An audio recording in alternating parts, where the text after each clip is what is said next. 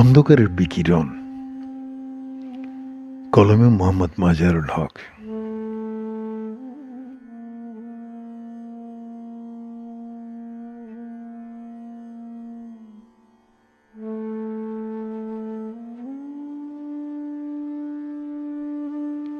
ইদানিং খুব স্মৃতিহীনতায় ভুগছি।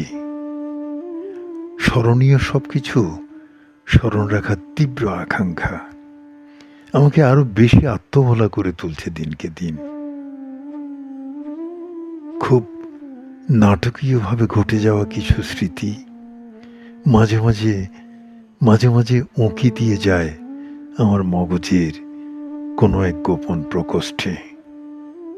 ঠিক যেমন বিদায়ী ডিসেম্বরের সকালে সূর্য আসে অতিথি হয়ে, আর পত্রপল্লবেরা বেরিয়ে পড়ে বাৎসরিক ছুটি কাটাতে নতুন কোনো পৃথিবীর আঙিনায়।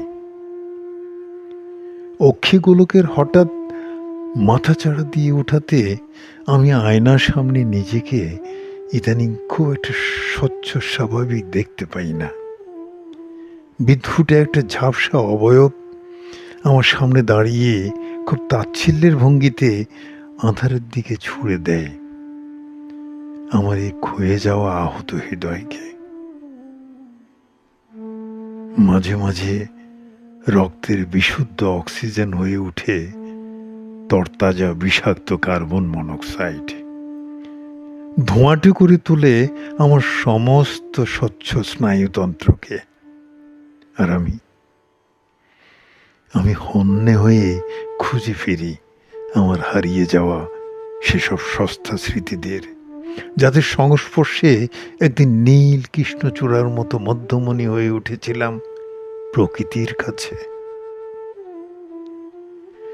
সময়ের এক অসাময়িক বিবর্তনে আমার চারপাশ এখন আমৃত্য বিরোধী।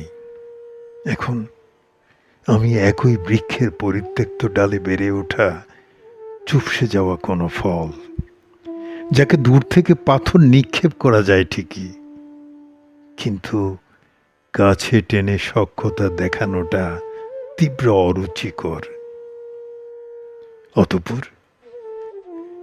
অতঃপর কারো দ্বারেই ফেরা হয়নি আমার।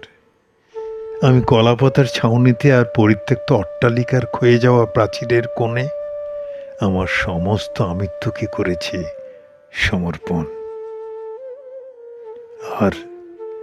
আর স্মৃতিহীন শূন্য মগজে শব্দহীন আত্মচিৎকারে আলোকিত পৃথিবীতে করে যাচ্ছি অন্ধকারের বিকিরণ।